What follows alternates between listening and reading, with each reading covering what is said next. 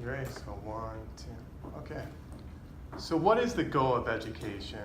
According to Dr. Kampf, a professor of classics, the goal of education is to produce thoughtful people who have at their disposal a wealth of general knowledge, and who, in light of this knowledge, can judge matters of significance in a disinterested manner. Now, what does all these words mean? Well, what he meant by general education was an education that isn't just focused on your career, kind of a pragmatic focus, like, well, I do medicine, and that's all I know is medicine. Anything outside of it, not too aware of it. And the reason for this is when he says, can judge matters of significance in a disinterested manner, meaning can judge things and not be influenced heavily by the culture around us that may make things look true or real when really no one else has ever thought it was right. It's just our culture influencing it. So today then I'm going to talk about why we need to implement classical languages into our curriculum, especially for younger students. And I believe I can talk about this because I do know one classical language, Koine Greek, or Common Greek, so I at least have some knowledge and background into it. So I'm going to divide this into two parts of why we should and need to implement classical languages for younger students, and how to implement it. So to begin, Dr. Kalthoff, a doctor of theology, says that all the arts are necessary, for each is connected to and sheds light upon all the others. And what he's really talking about is that we need to have, especially for our young kids, a broad education. Our children aren't from kindergarten being trained to be doctors or a career. They're really trained to be a citizen, especially important in a democratic republic, to have a general knowledge of just how to be a person and show them interest in other ways and let them go where they want to. And classical languages can do this because while they can increase vocabulary, grammar, rhetoric, logic, they also connect us to the past through the use of classical material. And though in recent years most classical material has been translated into English, not all, but most of the stuff that people would want to read, reading it through a translation is really like hearing a commentary on the radio talk about a sporting game. You really understand only what that person is saying about it, and not really what's actually happening. While reading it into original language is like being at the game, being able to form your own opinions about what's happening.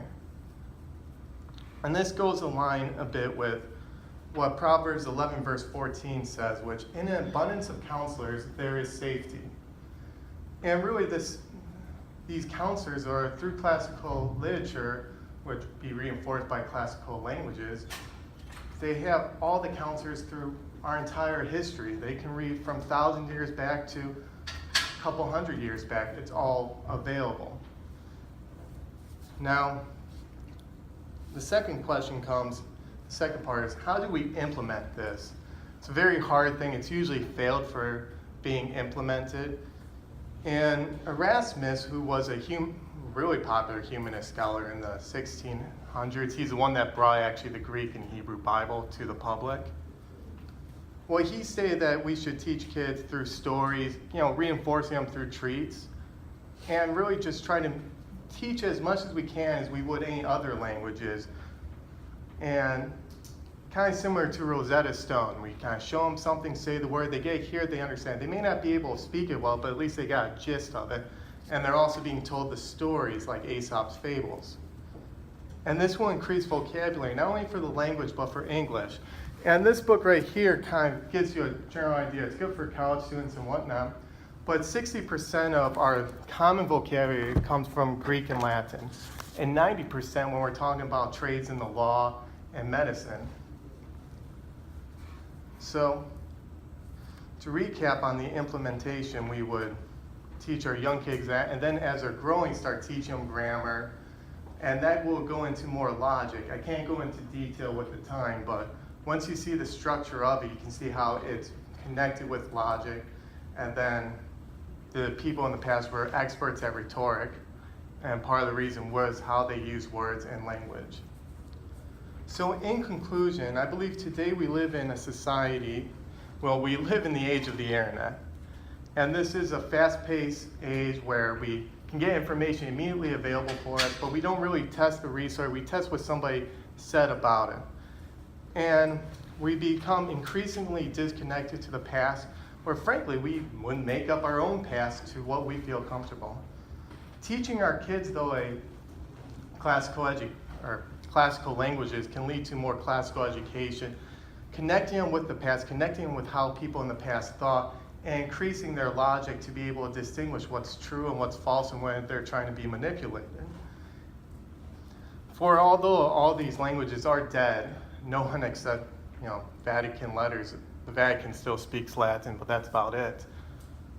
They're dead, but these dead languages can bring life back to many things.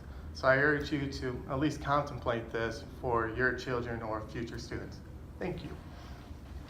All